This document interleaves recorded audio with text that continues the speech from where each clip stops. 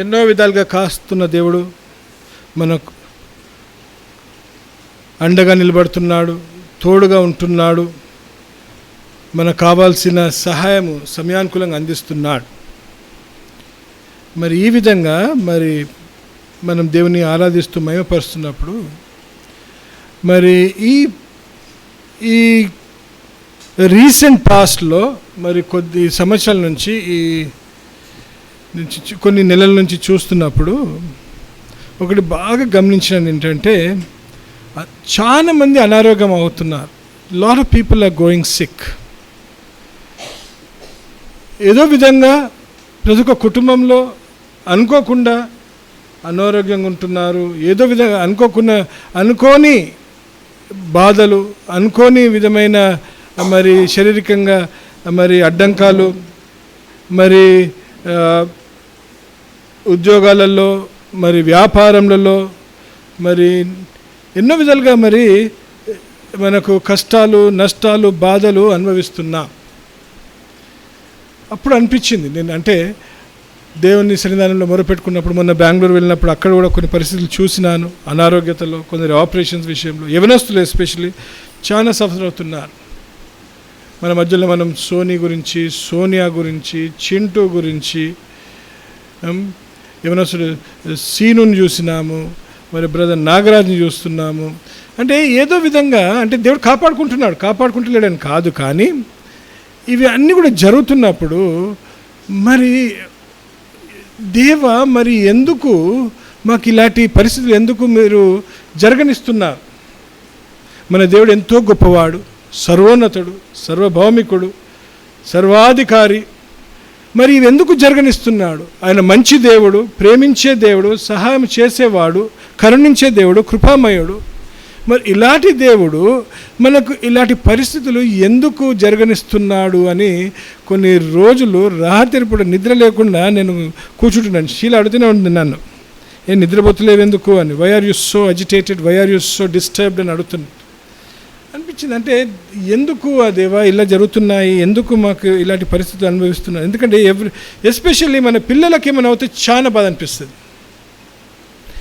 మనకేమైనా జరిగినా మనం సహించుకుంటాం, కానీ పిల్లలకి ఏమైనా జరిగితే ఎంతో ఆవేదన, ఎంతో బాధ అనిపిస్తుంటుంది. పిల్లలందరూ మన దగ్గరనే పెరిగినారు, మన ముందే పెరిగినారు, మన చేతులలో పెరిగినారు. ఇవన్నీ చూస్తున్నప్పుడు చాలా బాధ అనిపిస్తుంది వాళ్ళని చూస్తున్నప్పుడు. అంటే వాళ్ళ పొద్దున నొప్పి, ఆపరేషన్ అంటే ఆపరేషన్ దానికని ఎత్తేంటి ఆ రికవరీలో వాళ్ళు ఆవేదన, బాధ, ఇవన్నీ కూడా చూస్తున్నప్పుడు ఎంతో బాధ అనిపించింది. అప్పుడు ఎందుకు దేవా, why are you allowing such sufferings amongst us? Why are you allowing these situations to creep amongst us? Why are you allowing these hardships? Why are you allowing evil to prevail?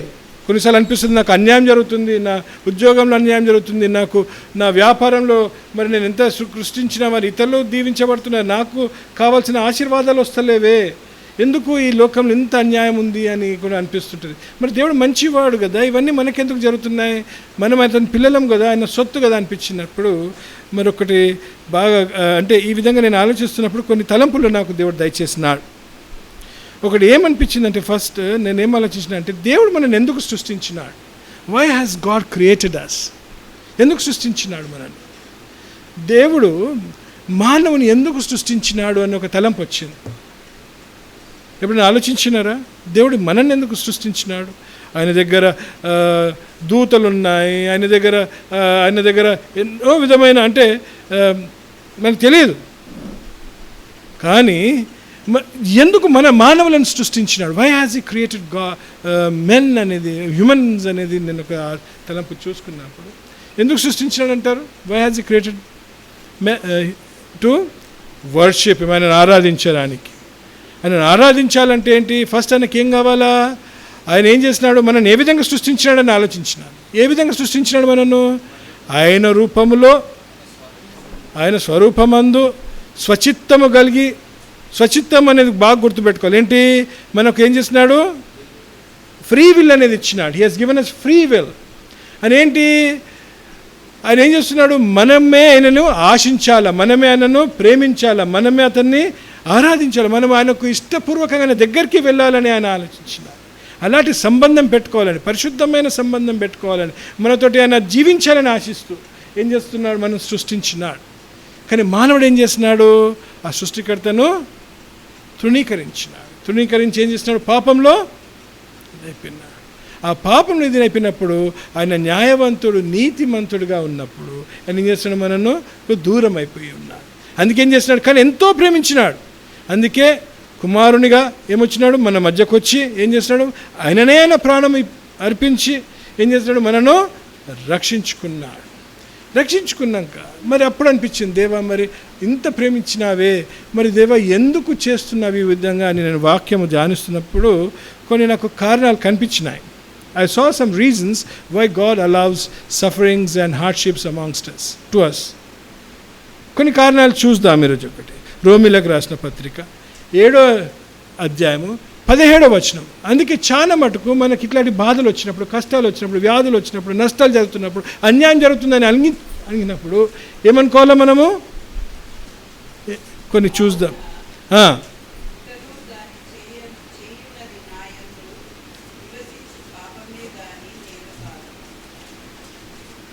రోమిలకు రాసిన పత్రిక 8:17, 8వ అధ్యాయము 17వ వచనం.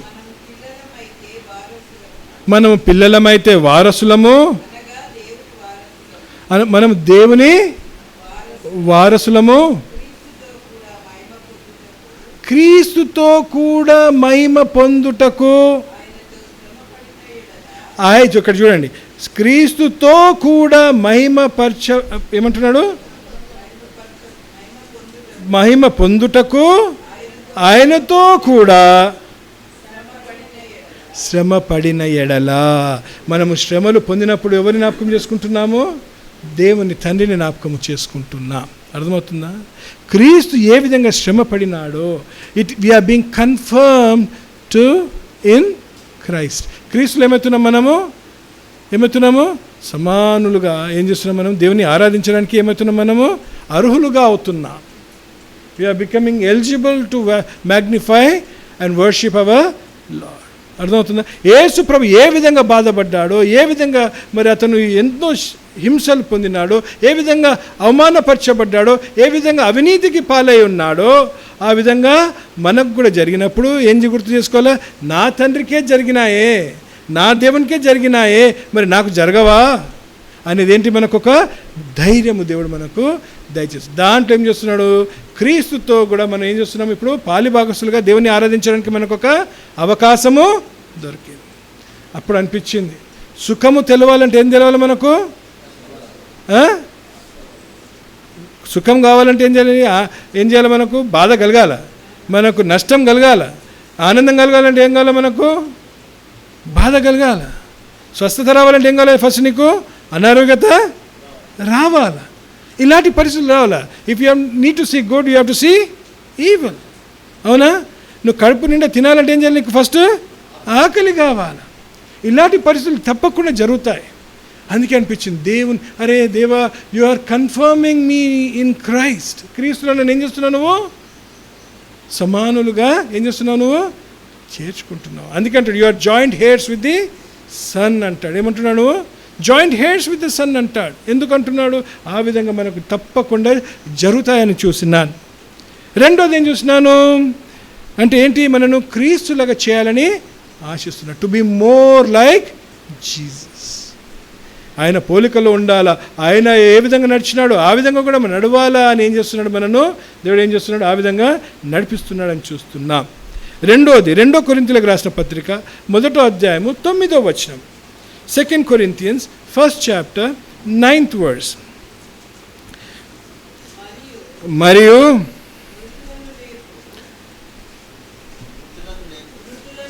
can somebody give a mic there please, if you can? ఈ fans ఇవన్నీ కూడా కొంచెము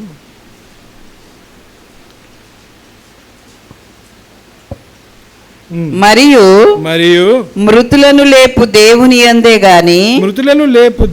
యందే గాని మాయందే మేము నమ్మిక ఉంచకుండునట్లు మీద మేము నమ్మిక ఉంచకుండునట్లు మరణమగుదుమను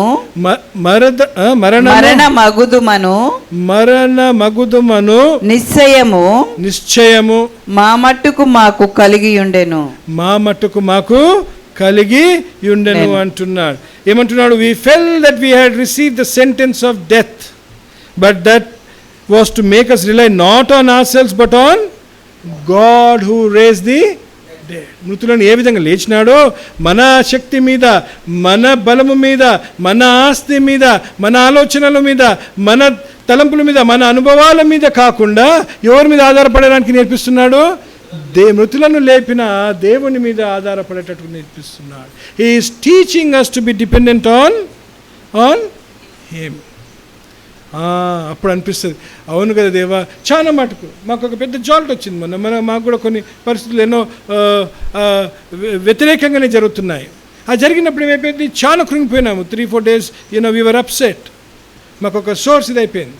అండ్ ఆ అప్సెట్ అయిపోయే లోపల ఏమనిపించింది, దేవా ఎందుకు ఇలా జరిగించినావు, నువ్వే ఇచ్చినావు, నువ్వే తీసుకుంటున్నావు, సరే అని అనుకున్నప్పుడు ఏమైపోయింది, ఆ సోర్స్ ఎవరుండాలా? దేవుడు ఉండాలి. ఆ దేవుడే మనకేం కావాలా? కావాల్సిన ఆదాయం అంటే ఏమంటారు దాన్ని? సోర్స్ అంటే ఏమంటారు? ఆధారము ఆయననే ఉండాలని చూస్తున్నాం. సో ఆ డిపెండెన్స్ అనేది ఏం కావాలి? మనం ఈ లోకము మీద కాకుండా ఎవరి మీద పోతుంటుంది మనది? It will go on to God. అప్పుడు ఏమవుతుంది? వెన్ యువర్ డిపెండెన్సీ చేంజెస్ ఏమవుతుంది? You start relying on him, you start praying more, you start asking him more. ఏం చేస్తుంటావు నువ్వు? ప్రార్థనలో నువ్వు ఆయనను వేడుకునడం విషయంలో నువ్వు అతనిని ఏం చేస్తుంటావు? సమయం గడుపుతుంటావు. దేవునికి అదే ఇష్టం. ఏంటి? నన్ను అడగాల, నా దగ్గరగా జీవించాల, వీళ్ళు నా సొత్తుగా ఉన్నారు కదా అని ఏంటంటే ఆయన ఆశిస్తున్నాడు. అందుకే ఈ రెండో రీజన్ ఏం చేస్తున్నాను నేను చూస్తున్నాను, to make you more dependent on him. ఆయన మీద ఆధారపడేటట్లు అని చేస్తున్నాడు, కొన్ని మనకు జరగనిస్తున్నట్టు గమనిస్తున్నాను. ఆ తర్వాత మూడోది కూడా చూద్దాం. మనం ఈ లోకంలో ఉన్నంత కాలము ఏం చేస్తున్నామంటే, నువ్వేం చేస్తావు? నీ పోషణ, నీ ఆరోగ్యము, నీ స్వస్థత, నీ సంపాదన ఏం చేస్తావు? నీ శక్తి మీద, నీ చదువు మీద, నీ ఉద్యోగము మీద ఏం చేస్తుంటావు? నీ జీవితం మీద ఆధారపడుతుంటావు. నువ్వేమనుకుంటావు? ఇదే నన్ను నడిపిస్తుంది, ఇదే నాకు కావాల్సిన ఏం చేస్తున్నది, నాకు ఈ జీవితంలో ఒక ఆదాయముగా నన్ను నడిపిస్తున్నట్టు మనం అనిపిస్తుంటుంది. అవి ఏమైపోతున్నాయి? మనకు దేవుని స్థానంలో అవి ఏమైపోతున్నాయి? దేవుని చోటు తీసుకుంటుంటాయి చాలా మటుకు. It will take God's place in your life. దేవునికి ఇచ్చే ఆ ప్రాధాన్యత ఇవ్వకుండా ఏం చేస్తుంటాం? ఏం చేస్తుంటాము? మన ఉద్యోగాలకు ఇస్తాం, మన వ్యాపారాలకు ఇస్తాం, నా నిద్రకి ఇస్తావు, నీ ఏం చేస్తుంటావు? నీ డాక్టర్స్కి ఇస్తావు. చాలా మటుకు అవే అవుతుంటాయి మన జీవితాలలో. దేవుని మీద నువ్వు ఆధారపడవు. ఏం చేస్తున్నాడు? ఆ దేవునికి ఇచ్చే స్థానము మనం ఇతరులకు ఇచ్చినప్పుడు ఏమైపోతుంది? ఆ వ్యక్తియో, ఆ ఉద్యోగమో, నీ నిద్రనో, నీ డాక్టరో నీకు ఏమైపోతున్నాడు? ఒక విగ్రహముగా ఉండిపోతున్నాడు. 1 యోహాను పత్రిక 5వ అధ్యాయము 21వ వచనం. 1 John 5:21. He removes these kind of idols from our life, right? అమ్మా, చిన్న పిల్లలారా, విగ్రహముల చోటికి పోకుండా జాగ్రత్తగా ఉండు అంటున్నాడు. మనం విగ్రహారాధన చేస్తామా? మనం విగ్రహాల దగ్గరికి వెళ్తున్నామా? కానీ మన జీవితాలలో విగ్రహాలు లేవా? ఉన్నాయి. ఏంటో విగ్రహము? దేవుని చోటు. ఏ దానికైనా దేవునికి ఇచ్చే సమయము నువ్వు వేరే ఏ విషయంలో అయినా నువ్వు దానిని ఏం చేస్తున్నావు? ఇస్తే అదేమైపోతుంది? అది విగ్రహ ఆరాధనకే అది సూచనగా మారిపోతుంటుంది. So please be mindful this morning that if you are giving any importance to anything other than God in the first place, that becomes an idol in your life. కదా? అది విగ్రహారాధనకి జరుగుతుంటుంది. అరే ఎగ్జామ్స్ రాస్తాము, అది పోతాం, ఆదివారమే పెడతాం, ఆదివారమే ఉరుకుతాం, ఆదివారమే మనకు ఉద్యోగాలు పెడతారు, ఆదివారమే మనకు వ్యాపారాలు ఉంటాయి. దేవుని కుటుంబం ఇక్కడ మీటింగ్లు అవుతుంటే అందరు ఇక వాళ్ళ వ్యాపారాలు, వాళ్ళ బిజినెసెస్, వాళ్ళ ఉద్యోగాలే ఉంటాయి. అది ప్రార్థన చేస్తామే, నీ ఉద్యోగం కోసం ప్రార్థన చేసినప్పుడు ఏం చేయాలి? నువ్వు ఆ రోజు కొంచెం పర్మిషన్ తీసుకో, 1 గంట పర్మిషన్ తీసుకో, 1 గంటన్నర పర్మిషన్ తీసుకో.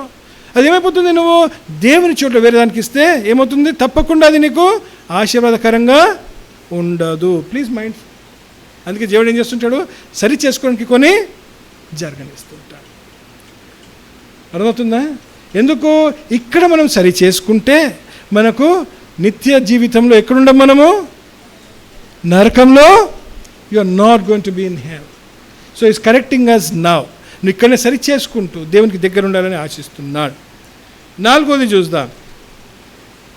2 కొరింథీయులకు రాసిన పత్రిక 1వ అధ్యాయము 4వ వచనం. 2 Corinthians. దేవుడు మమ్మను ఏ ఆదరణతో మమ్మలను ఏ ఆదరణతో ఆదరించుచున్నాడో ఆ ఆదరణతో ఎట్టి శ్రమలలో ఉన్నవారినైనను ఆదరించుటకు శక్తి గలవారమగునట్లు ఆయన మా శ్రమ అంతటిలో మమ్మను ఆదరించుచున్నాడు అని ఎవరు రాస్తున్నారు? ఇది పరిశుడైన పౌలు రాస్తున్నాడు. ఎక్కడి నుంచి రాస్తున్నాడు? చెరసాల నుంచి రాస్తున్నాడు. He is writing from the jail. చెరసాలలో ఉన్నాడు, అలాంటి కఠిన పరిస్థితుల్లో ఉన్నాడు, ఎన్నో బాధకు మరికి బలి అయి ఉన్నాడు, నింద పాలై ఉన్నాడు, కొరతలో ఉన్నాడు, శ్రమలో ఉన్నాడు. ఆ పరిస్థితులు ఏమంటున్నామా? You can learn to comfort. ఏంటి? మా విషయంలో దేవుడు చేస్తున్న కృపలు ఇతరులకు మేము ఏం చేస్తాము? ఒక మాదిరిగా, ఏం చేస్తున్నాము? ఒక ఎగ్జాంపుల్గా మేము నిలబడుతున్నాం, సాక్షులుగా మేము నిలబడుతున్నాం అంటున్నాడు. What is say in English? Will somebody read that out for the youngsters? So that we may be able to comfort those who are in affliction with the comfort that which we received are comforted by. You understand? Yeah? You are comforted by God. ఇంకా వేరే దాని మీద ఆధారపడతలేరు, దేవుని మీద ఆధారపడుతూ జీవిస్తున్నట్టు గమనిస్తున్నాం. కొన్నిసార్లు మనం ఇతరులకు మాదిరిగా ఉండేటట్లు, ఇతరులను ధైర్యపరచడానికి, ఇతరులు మనల్ని చూసి ఏం చేస్తున్నారు? దేవునిలో ప్రోత్సహించబడి జీవించడానికి ఏం చేస్తాడు? మనకు కొన్నిసార్లు అవి జరగనిస్తాడు. నేను ఎన్నోసార్లు దేవుణ్ణి అడిగినాను, దేవా నాకు ఇది ఎందుకు చేస్తున్నావు, అదెందుకు జరగనిస్తున్నావు, ఇవి అనుకోకండి పాస్టర్కి జరగవు, దేవుని సేవకులకు జరగవని. నాకు చాలా భయం. ఎందుకు?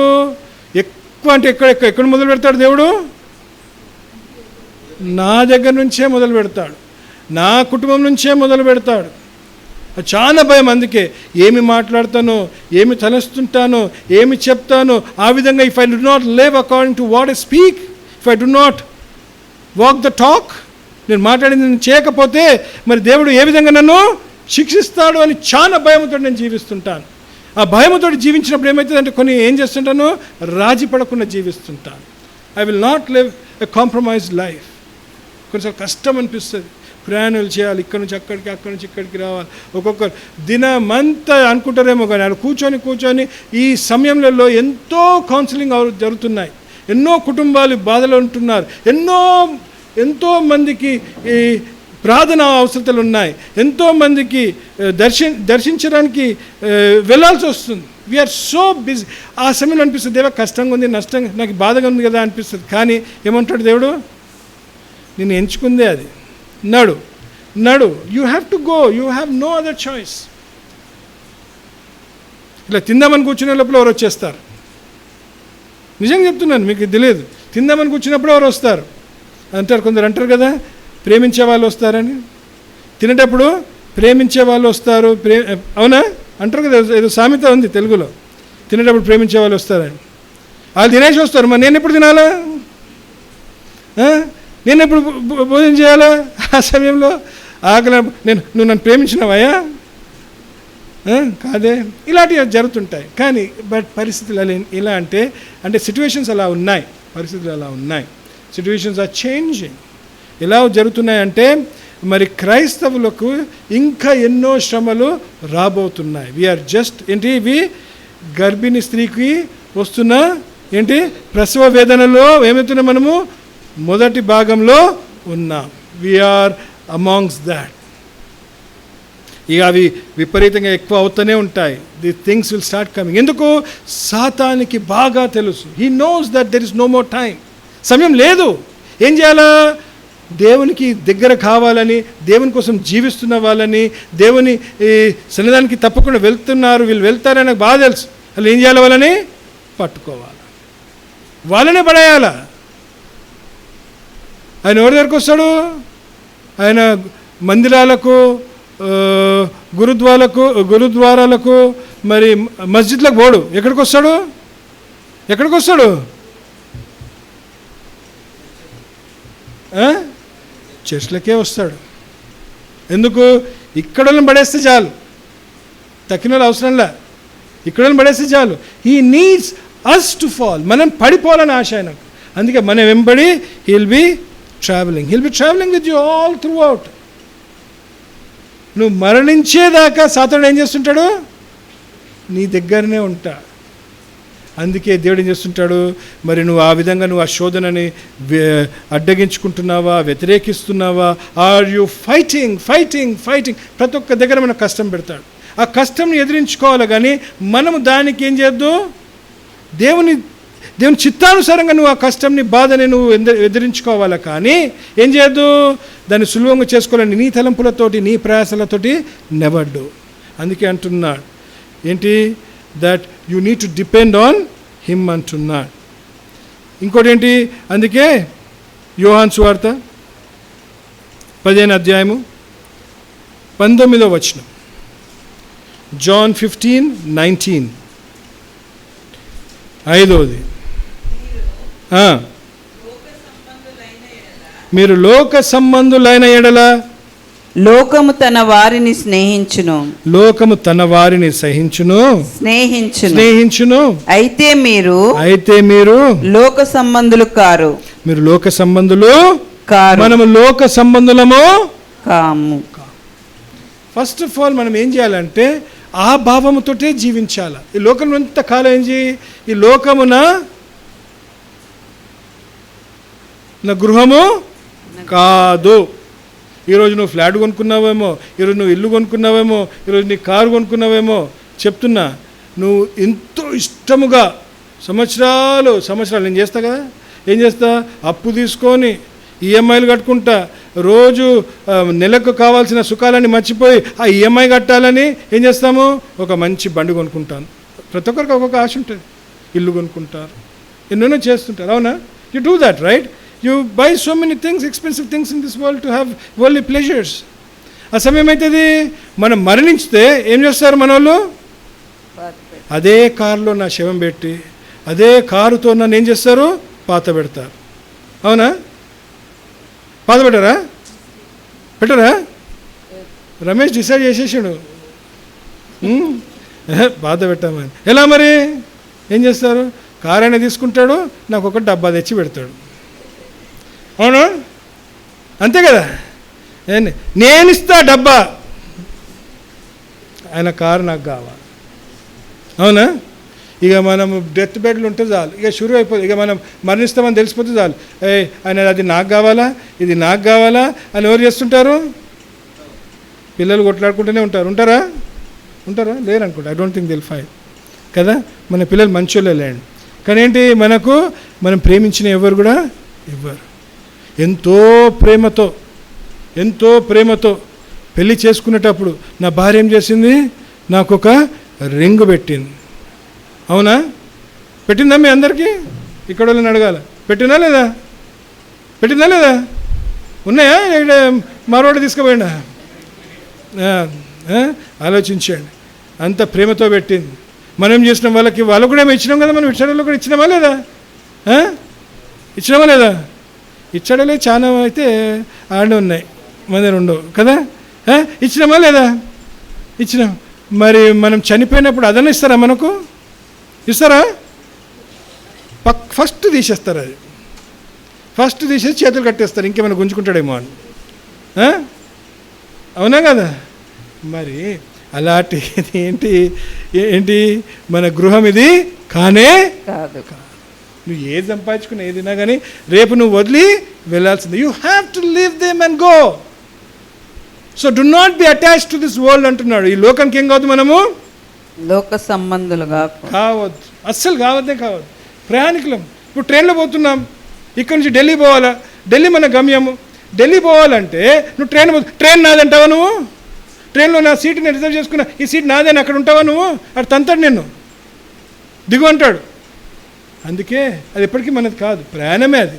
ఈ లోకం కూడా ప్రయాణమే అని మనం గుర్తుపెట్టుకోవాలి. ఈ లోకంలో ఉన్నంత కాలమే మనము అవి అనుభవిస్తామేమో, కానీ మనం జీవించేది ఇలా దేవుని దగ్గరికి వెళ్తున్నామని గుర్తుపెట్టుకోండి. You all have to remember that the world is not our home అని చూస్తున్నాం, రైట్? అందుకే అంటున్నాడు, ఇంగ్లీష్లో ఏమంటున్నాడమ్మా? If you were of the world, the world would love its own. The world will love you as its own. Yet because you are not of the world, But yet you are not of this world. but I chose you out of the world. But I choose you out of the world. Therefore the world hates you. Therefore the world hates you. ఇంకొక మాట ఉంది ఇక్కడ, ఏంటి? లోకం అందుకే మనం ఏం చేస్తుంది? నేను మిమ్మును లోకములో నుండి ఏర్పరచుకొంటిని. మిమ్మల్ని లోకం నుంచి ఏర్పరచుకున్నాడు. అందుచేతనే లోకము మిమ్మును ద్వేషించుచున్నది. లోకము మనను ద్వేషిస్తుంటుంది అంట. లోకం అంటే ద వరల్డ్ హేట్స్ us. సడన్గా చూస్తాము, క్రైస్తవులను ఎందుకు వీళ్ళు ఇంత ద్వేషిస్తున్నారు, మా మీద ఎందుకు ఇంత కోపము, మా మీద ఎందుకు వీళ్ళకి ఇంత ఎలా ఉందంటే, సంఘాలకు వచ్చి మనం ఎవరైనా డిస్టర్బ్ చేస్తామా? అందరికైనా శాంతికరమైన ప్రజలు, అందరికైనా ప్రేమ చూపించేవారు, సహాయం చేసేవారు ఎవరు? క్రైస్తవులే. కానీ లోకం ఏం చేస్తుంది? ఎందుకు? సాతాను ఇదేంటి తంత్రములు. These are all satanic works. ఏం చేస్తుంటాడు? మనల్ని హింసించడానికి, మన దేవుని మీద ఉన్న విశ్వాసంని, దేవుని మీద ఉన్న ధైర్యం నుంచి ఏం చేయాలి? మనను దూరపరచాలి. మనం దూరపరచాలి. మనం ఏం చేయాలి? తప్పించేసేయాలి. He needs us to be afraid. దేవుని మీద ఉన్న విశ్వాసం నుంచి మనం తొలగిపోవాలని ఆశిస్తుంటాడు. So that's the reason he keeps doing that అంటున్నాడు. ఇంకోటి ఏమంటున్నాడు? 2 కొరింథీయులకు రాసిన పత్రిక 12వ అధ్యాయము 7వ వచనం. 2 Corinthians 12 chapter 7th verse.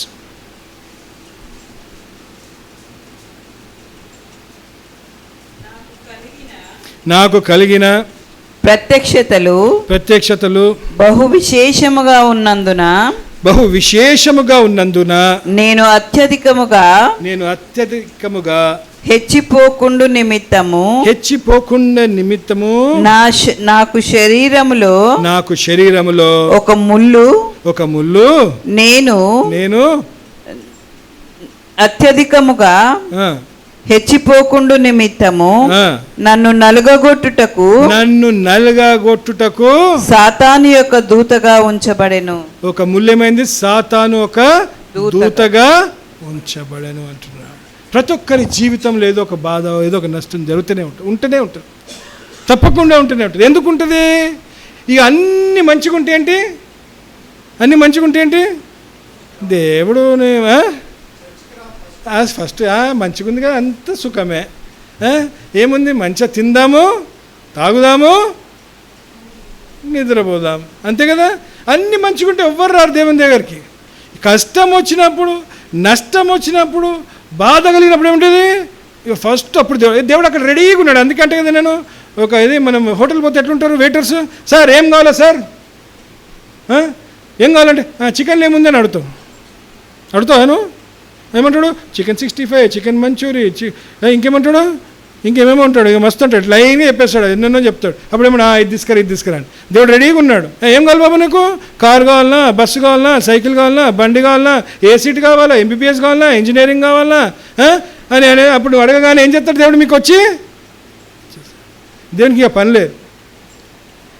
అందుకేం చేస్తుండు? బాబు నువ్వు నీ మీద నువ్వు బాగా దుంకుతున్నావు, ఏం చేయాలి నీకు? ఒక ముల్లు.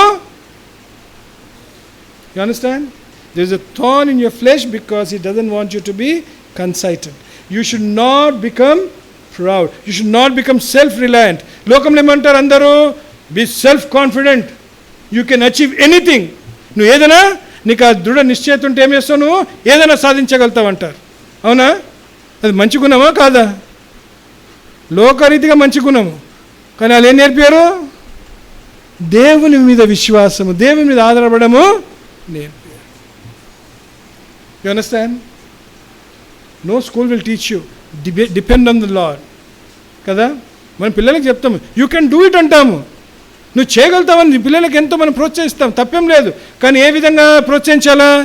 దేవుని అడుక్కో, దేవుని సహాయంతో నువ్వు సాధించు. Achieve with God's help, with God's support. Do not be self conceited. ఏమైపోతుంది లేకపోతే మేము అన్నీ సాధించచ్చని ఏమవుతారు? ఈరోజు మనం చెప్పే పిల్లలు రేపు ఏమవుతారు? నువ్వెంత డాడీ అంటారు. అంటారా? అన్నారా? వీళ్ళు అంటారులే. మన పిల్లలైతే మస్తు మంది ఉన్నారు ఇక్కడ, చెప్పేది చెప్తున్నాడులే. వాళ్ళు అయినాక అందరూ ఒక ముఠాగా కూర్చుంటారు. కూర్చొని ఏంటి ఏమనుకుంటారమ్మా? ఏమనుకోరా? ఫస్ట్ వింటున్నారా? అనుకోవాలా మరి, మంచిగానో చెడగా అనుకోవాలా కదా. You have to think your life has to change. లోకంలో I'm telling you things are going to change. ఎంతో మార్పులు రాబోతున్నాయి. ఎడ్యుకేషన్ సిస్టమే మారుతుంది. You know that? హిస్టరీని తీసేస్తున్నారు. మొత్తం హిస్టరీని ఏం పెడుతున్నారు? మైథాలజీని తీసుకొస్తున్నారు. మనము కథలు నేర్చుకొని చందమామ నుంచి అలా దుంకిండు, అలా నుంచి ఇలా దుంకిండు అని మనం ఎన్నెన్నో కథలు విన్నామా? అవన్నీ ఇప్పుడు ఏమవుతున్నాయి? అవి వస్తున్నాయి ఇప్పుడు టెక్స్ట్ బుక్స్లోకి. చరిత్రని ఏం చేస్తున్నారు? తీసేస్తున్నారు. చాలా జాగ్రత్తగా పిల్లలు ఎంతో ఇన్ఫ్లుయెన్స్ అయిపోతున్నారు. అందుకే మనం ఈ విధంగా జీవించాలి. So our children are careful. Yeah, you know better how CBSE is changing the patterns. NCERT especially, NCERT is changing the whole syllabus. ఎన్నో విధాలుగా మారుతున్నాయి. మనం అందుకే ఈ చివరి రోజుల్లో ఉన్నాం. అందుకే ఏమంటున్నాడు? చాలా జాగ్రత్తగా జీవించమని అంటున్నాడు. 7వది ఫిలిప్పీలకు రాసిన పత్రిక 1వ అధ్యాయం 13వ వచనం. ఫిలిప్పీలకు రాసిన పత్రిక Philippians 1:13. మీరు శ్రేష్టమైన కార్యములను వివేచింపగలవారగుటకు మీ ప్రేమ తెలివితోను సకల విధములైన అనుభవ జ్ఞానముతోను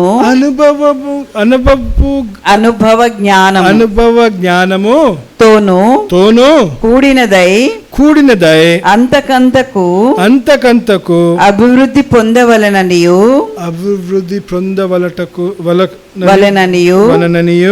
ఇందువలన దేవునికి మహిమయు స్తోత్రమును కలుగునట్లు మీరు చాలా దూరం వెళ్ళిపోయినా. 1:13 ఎలాగనగా నా బంధకములు క్రీస్తు నిమిత్తమే కలిగినవని ప్రేతోర్యమను సేనలోని వారికందరికి తక్కిన వారందరికి స్పష్టమాయెను అంటున్నాడు. ఏమంటున్నాడు? It is evident to the whole palace guard and to all the rest that my chains are in Christ అంటున్నాడు. To give you deeper impact. నువ్వు ఏమి పొందుకుంటున్నావు, ఏమి పోగొట్టుకుంటున్నావు అని తెలుసుకోవడానికి ఏం చేస్తున్నాడు? ఇతరులకు చూపించడానికి ఏం చేస్తాడు? దేవుడు కొన్ని జరగనిస్తాడు. ఇప్పుడు అక్కడ పరిశుద్ధైన పౌలుతోటి జీవితంతో ఎవరు తెలుసుకుంటున్నారు? అక్కడున్న ప్రిటోరియాలో ఉన్న సైనికులకు. The God is getting to know. మరి నువ్వు ఆ పరిస్థితులు ఉన్నప్పుడు ఏం చేస్తున్నావు? నువ్వు నీతో ఏం చేస్తున్నారు? దేవుని తెలుసుకుని వారు కూడా ఏం చేస్తున్నారు? తెలుసుకుంటున్నారు. అరే నీ జీవితంలో ఈ ఆశ్చర్యకార్యం జరిగిందే. నా డాక్టర్ అన్నాడు, నన్నైతే అందరిని అన్నాడు. జేమ్స్ జీవితంలో చూసినాము, నా జీవితంలో చూసినాము. కొన్ని కార్యాలు ఎన్నో చేసినాడు దేవుడు. అరే a miracle has happened, some miracle, ఏదో ఆశ్చర్యకార్యం జరిగింది. You God is protecting you అంటాడు. ఎన్నో విధాలుగా జరుగుతుంటాయి. He is using our lifes to talk about his glory. ఆయన గొప్పతనము మన ద్వారా చూపిస్తున్నాడు. మనకు నష్టం జరిగినా ఏమనుకోవాలి, నేను దేవుని కార్యంలో నేను ఆయన రాజ్యంకి వాడబడుతున్నాను అని సంతోషించాను.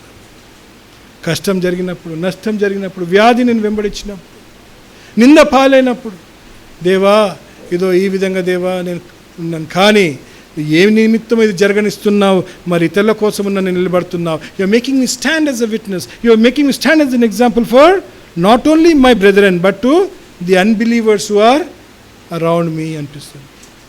అన్యులే వాళ్ళందరూ ఎవరు? అన్యులే. అన్యుల మధ్యలో నేను ఏం చేస్తున్నాడు, నిలబెడుతున్నాడు అని చూస్తున్నా. అంత నొప్పిలో, అంత బాధలో కూడా వీళ్ళ క్రీస్తు కోసం ఈయన ఇంత బాధపడుతున్నాడని వాళ్ళు గమనించినారు. చూడండి, అండర్స్టాండ్.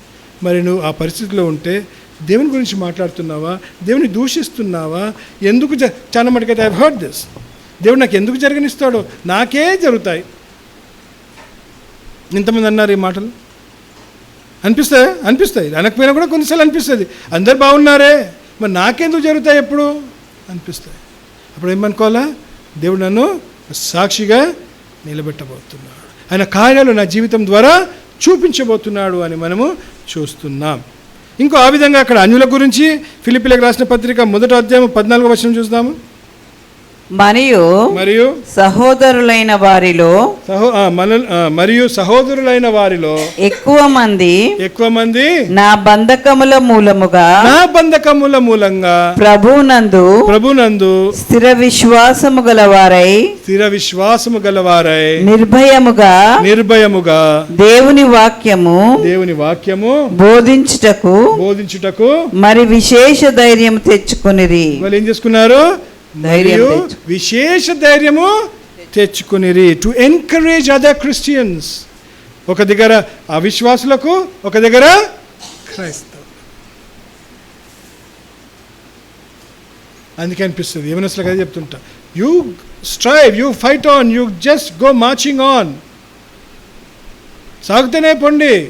మీరు సరైన జీవితంలో జీవిస్తున్నారు, చిన్న వయసు నుంచి మీరు భయభక్తిలో పెరిగి ఉన్నారు, మీరు ఎన్నో విధాలుగా దేవునికి ఇష్టంగా ఉన్నారు. నీకు కష్టము జరిగింది, నీకు నష్టము జరిగింది, నీకు ఏదైనా జరుగుతుంది అంటే దేవుని మీద ఆధారపడు, సంతోషించు. ఏమంటాడమ్మా రోమీలకు రాసిన పత్రిక 8వ అధ్యాయంలో 28లో, ఆల్ థింగ్స్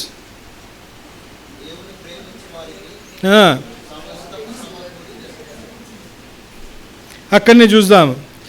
సరే, అది వెనక చూద్దాం. కానీ ఫిలిప్పీలకు రాసిన పత్రిక 1వ అధ్యాయం 23వ వచనం కూడా చూద్దాం. అక్కడనే ఉన్నాం కదా, 1వ అధ్యాయంలో 23వ వచనం చూద్దాం. ఈ రెండి మధ్యను ఇరుకునబడి ఉన్నాను నేను వెడలిపోయి క్రీస్తుతో కూడా నుండవలెనని నాకు ఆశయున్నది. ఏం చేస్తుంది? It makes you long more for దేవుని దగ్గర వెళ్ళాలా, దేవునితో ఉండాలని ఏం చేస్తుంది? నీకు తపన. అమ్మాయి చాలు. ఎంతమంది ప్రాణం చేస్తున్నారు ఈ లోకం నాకు చాలని? ఇట్లా పెడతా నేనైతే, ఈ లోకం చాలు దేవా. శీలా లేదు, అందుకే గట్టిగా చెప్పచ్చు. అమ్మ నువ్వు నన్ను వదిలేసిపోదాం అనుకుంటున్నావా? అవును, అంటే నేను అనలేను ఆమె ఉంటే కదా. ఏమో మరి అక్కడ సిస్టర్ కూడా లేపింది, బ్రదర్ ఏమో లేపుతలేడు. ఈడ ఈరోజు పోయినాక మీకు మటన్ లేదు, చికెన్ లేదు కదా. చాలా జాగ్రత్తగా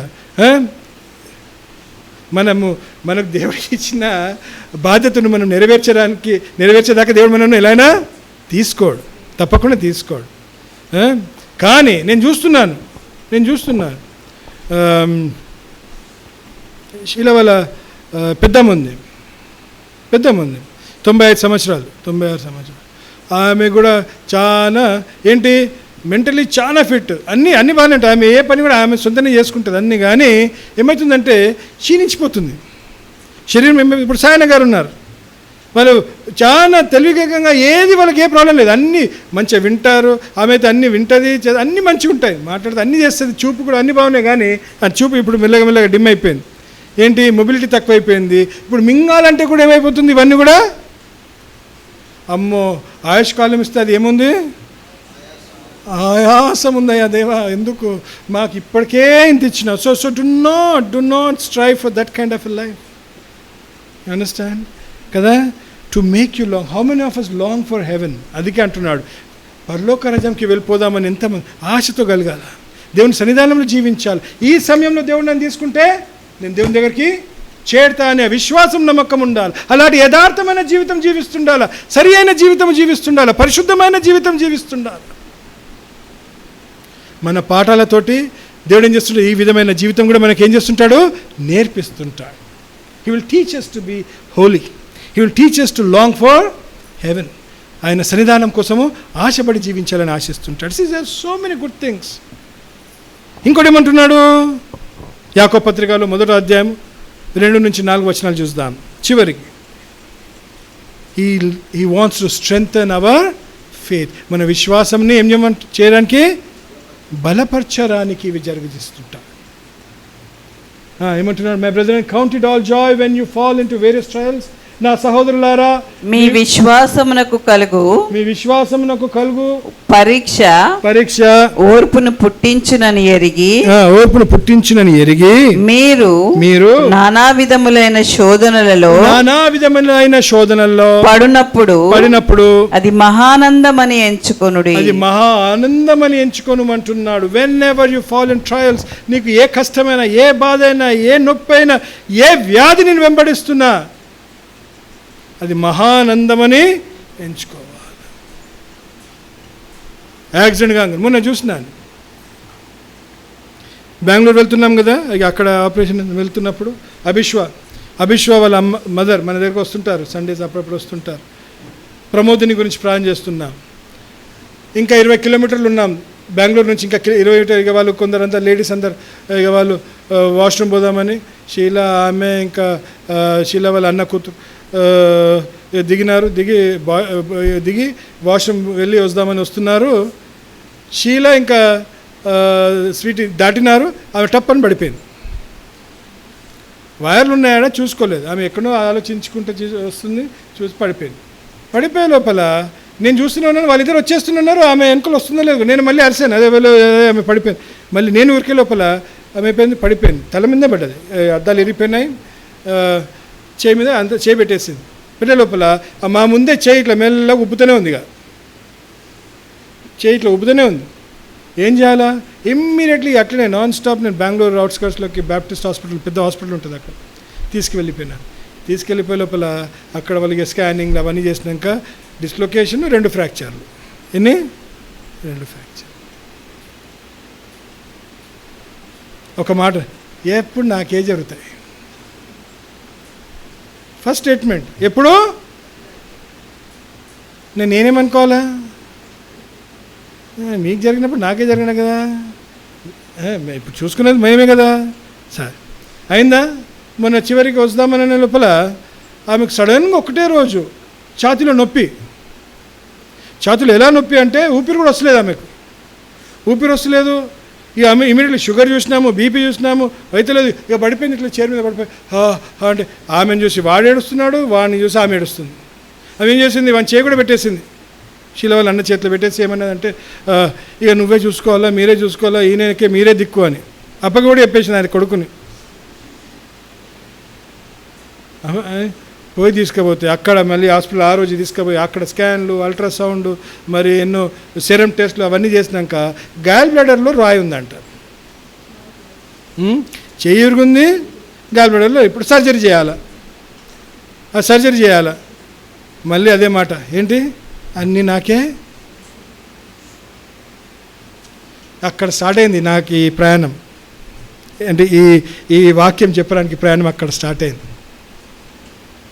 You understand? Things happen, and when they happen, twice as much. క్రైస్తవులకు ఎలా ఉంటాయంటే ఆ సమయంలో మనం ఏం చేస్తాం? మనము ఒకసారి జరిగితే దేవా అంటాం, నువ్వు జరగనిస్తున్నావు, నీకు హల్లెలూయా అంటావు. రెండోసారి జరిగితే నువ్వు ఉన్నావా, నువ్వు నిజంగా ఉన్నావా, నువ్వు ఉంటే నాకు ఎందుకు జరగనిస్తున్నావా అని మనం ఏం చేస్తాం? దేవుణ్ణి ప్రశ్నిస్తాం. అందరికీ సాధ్యమే, దిస్ ఇస్ పాసిబుల్. కానీ దేవుడు ఏమంటున్నాడు? ఏదో కార్యం చేయబోతున్నా, యు వెయిట్ అండ్ వాచ్. కానీ మన నిరీక్షణ ఎవరి మీద ఉండాలా? ఆయన మీద ఉండాలి. ఆయన సహాయం కోరాలి. ఆయన మీదే మనము ధైర్యం పెట్టుకోవాలి. ఏం చేయాలా? దేవా నాకు ఇది జరుగుతుంది, సరే నన్ను తీసుకుంటావేమో, నా పిల్లలు నా కుటుంబంని నువ్వే ఎందుకు ఆల్రెడీ ప్రార్థన చేసుకుంటున్నా దేవా తీసుకోమని. అవునా? మమ్మల్ని నేను చూస్తున్నాను. We're still have lot to live. మేము ఇంకా చాలా రోజులు బతకాలి. మీరంటే ఆ ఏజ్కి వచ్చేసి మీరు పోయినా పర్లేదు, మేము ఇంకా చదువుకోవాలా, ఉద్యోగాలు చేయాలా, మేము పెళ్ళిళ్ళు చేసుకోవాలా, సంపాదించుకోవాలా, ఊర్లు చూడాలా. అవునా? ఇవన్నీ కూడా ఉన్నాయిగా మాకు. ఎందుకు కదా? తప్పకుండా ఇస్తాడులే దేవుడు. ఆయన రాకడ కాకపోతే బాగానే జీవిస్తా. కానీ ఏమంటారు, నేను ధైర్యంతో జీవించాడు, దృఢ నిశ్చయతతోటి, దృఢ విశ్వాసంతో జీవించాడు. Things will happen for sure. Things will definitely happen for sure. And things will get టఫర్. రేపు అన్యాయం అనిపిస్తుంది. అరే నా ఉద్యోగం పోయింది, నేనేం తప్పు చేస్తాను? No, you never know. కష్టపడి చదువుకొని పోయినావు. మన వాళ్ళు ఎట్లా చదువుతారంటే, చదివేదే 100 మార్క్స్ ఏం చేస్తారు వాళ్ళు? స్టీవెన్ ఉండే చిన్నప్పుడు, వాడు ఎలా చదువుతున్నానంటే, వాడు చాలా తక్కువ రాస్తాడు కానీ కరెక్ట్ పాయింట్స్ రాస్తాడు. వాడు ఎలా చదువుకుంటుండే అంటే 40 మార్క్స్ చదువుతాడు. వాడు 40 మార్క్స్ చదివి ఏం చేస్తాడు? ఆ 40 మార్క్స్ రాసి వస్తాడు. వాడికి తెలుసు వాడు పాస్ అవుతాడని. అయ్యా నువ్వు 40 మార్క్స్ కాదు, నువ్వు 80 మార్క్స్తో పాస్ కావాలంటే I will pass, that's enough అంటాడు. ఏదో మరి దేవుని కనికర కృపను, బట్ అయ్యో they always got good marks. ఇంకోళ్ళు ఉన్నారు ఇక్కడ, అలా తెలుసు పేజీలు నింపాలా, పేజీలు నింపితే అన్ని మార్క్స్ వస్తాయని కూడా తెలుసు కొందరికి. ఏం రాసిండో కూడా చదవరు యాక్చువల్లీ. ఎవరు? ఇన్విజిలేటర్స్ తెలుసా? వాళ్ళు పేజీలు చూసి ఇక చేస్తూనే ఉంటారు. అలా కూడా ఉన్నారు మన వాళ్ళు గిఫ్టెడ్. కళ్ళు తెరుచుకొని మనట్టుకున్న వాళ్ళు ఎంతోమంది ఉన్నారు మన చర్చ్లో. ఇలాంటి వాళ్ళు ఉన్నారు. ఈ భయం నాకు, అందుకే ఏం చెప్పాలనో ఎలా విధంగా మాట్లాడాలనో. కానీ దేవుడు నడిపిస్తుంటాడు. అంటే ఇన్ని సూచనలతో ఏమంటున్నాడు? మరి మనం కష్టపడడం మంచిదా, నష్టపోవడం మంచిదా, అనారోగ్యంగా ఉండడం మంచిదా?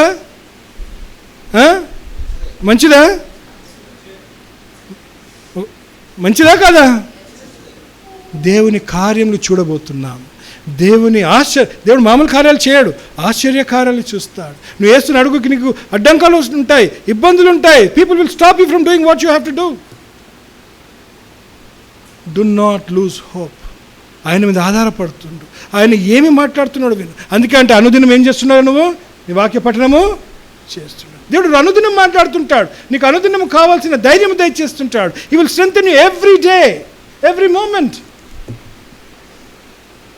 This is our companion. This is our, మన తోడు ఏముండాలి? ఎప్పుడు ఏముండాలా? Come back, where are you? ఎంతమంది చేతుల్లో బైబిల్ ఉన్నాయి? చేయలేపండి.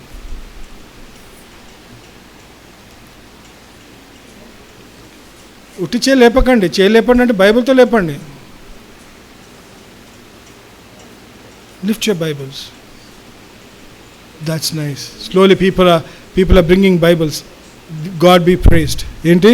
మెల్లగా బైబిల్స్ తేవడము మొదలు పెడుతున్నాం. సో గాడ్ బీ ప్రైజ్డ్ కదా. మరి ఈ వాక్యం మనకు ఈరోజు ధైర్యం ఇచ్చిందని నేను అనుకుంటున్నాను. దేవుడు మనతో మాట్లాడినాడని అనుకున్న విశ్వాసంతో మరొకసారి దేవునికి కృతజ్ఞత చెల్లిస్తూ, మరి ఇంకా దేవునితో దూరంగా ఉన్న ఎడల ఏ విధంగా మనం దేవునికి కావాల్సుకొని, మరి ఆయన నామంని మనం దూషిస్తూ, మరి మనము కావాల్సుకుని అలవాటు ప్రకారం కొన్ని తప్పులు చేస్తున్నామే, ఆ విషయంలో మనం ఏం చేద్దాము? క్షమాపణ అడుక్కుందాం. దేవుడు మాట్లాడుతున్నప్పుడు సరి చేసుకుందాం. బలలో పాల్గొంటున్నాం, మోకరిద్దాం. Let us bow down.